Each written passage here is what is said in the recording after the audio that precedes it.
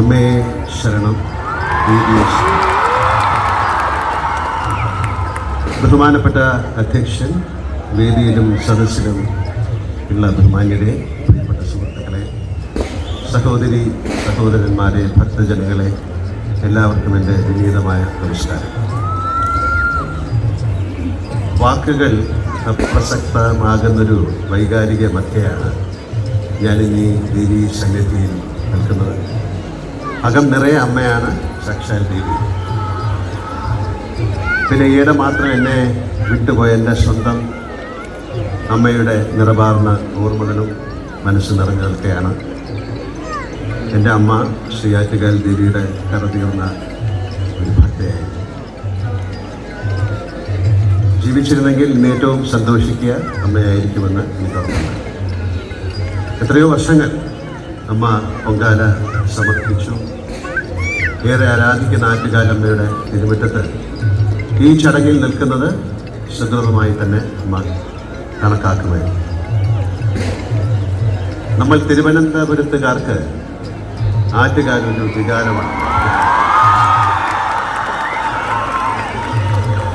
ആറ്റുകാൽ പൊങ്കാല തലസ്ഥാനത്തിൻ്റെ തിരുവോണം.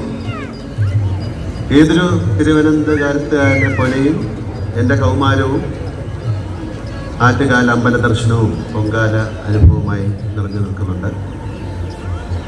എൻ്റെ കുട്ടിക്കാലത്തെ ഓർമ്മകളിൽ അന്ന് ആറ്റുകാൽ ക്ഷേത്രം ഇത്രയും വികസിച്ചു. തിരുമുറ്റത്തിൽ ക്ഷേത്രത്തിന് ചുറ്റുവട്ടത്തിൻ്റെ വിസ്തീർണമേ ഉള്ളൂ. തൊട്ടുവശത്തുള്ള ദേവി കല്യാണ മണ്ഡപം പോലും പിന്നീടാണ് വരുന്നത്. ആദ്യം അതായിരുന്നു വാഹനങ്ങൾ നിർത്താനുള്ള ഇതെന്നാണ് ഞാൻ ഓർക്കുന്നത്. ബാക്കി ചുറ്റുപാട് വയലുകളായിരുന്നു. പൊങ്കാല ദിവസമാകുമ്പോൾ ഈ ചുറ്റുപാട് മുഴുവൻ അടുപ്പുകളും ഭക്തരുമാകും.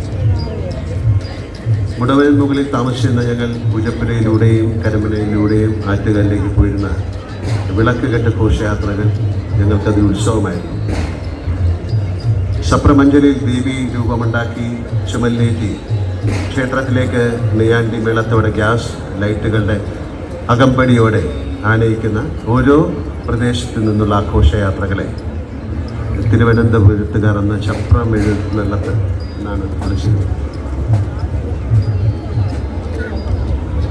സപ്രമഞ്ചലിൻ്റെ പ്രാദേശിക രൂപമായിരിക്കുമെന്നാണ് ഞാൻ വിശ്വസിക്കുന്നത്. ഇന്നത് വിളക്ക് കെട്ട് എന്നാണ് അറിയപ്പെടുന്നത്.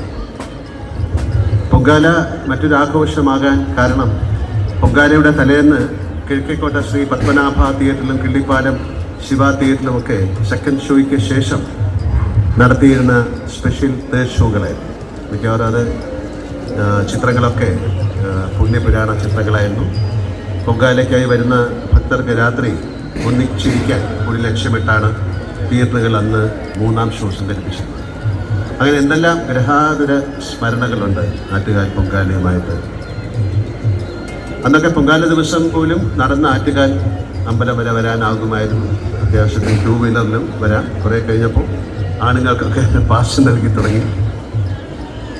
എൻ്റെ ചില അന്യഭാഷ സിനിമാ സുഹൃത്തുക്കളോടൊക്കെ ആറ്റുകാൽ പൊങ്കാലയെ പറ്റി സംസാരിക്കുമ്പോൾ ലോകത്തെ ഏറ്റവും കൂടുതൽ സ്ത്രീകൾ ഒരു ദിവസം വന്നു ചേരുന്ന ഉത്സവമാണെന്ന് കേട്ട് അവർ അത്ഭുതപ്പെടുന്നത് ഞാൻ കണ്ടിട്ടുണ്ട്. ലോകത്ത് ഏറ്റവും അധികം സ്ത്രീകൾ ഒരൊറ്റ ദിവസം ഒത്തുചേരുന്ന ഇടമെന്നതിൻ്റെ പേരിൽ ഗിന്നസ് ബുക്ക് ഓഫ് റെക്കോർഡ്സിൽ 1-ലേറെ തവണ ഇടം നേടിയ കാര്യമൊക്കെ ഞാൻ അവർക്ക് പറഞ്ഞു കൊടുക്കുമായിരുന്നു. ഒപ്പം അഭിമാനത്തോടെ ഞാൻ അവരോട് പറയാറുണ്ട്, നോക്കൂ, ഇതുപോലൊരു ക്ഷേത്ര ഉത്സവവും ലോകത്ത് എൻ്റെ നാട്ടിലേ ഉള്ളൂ.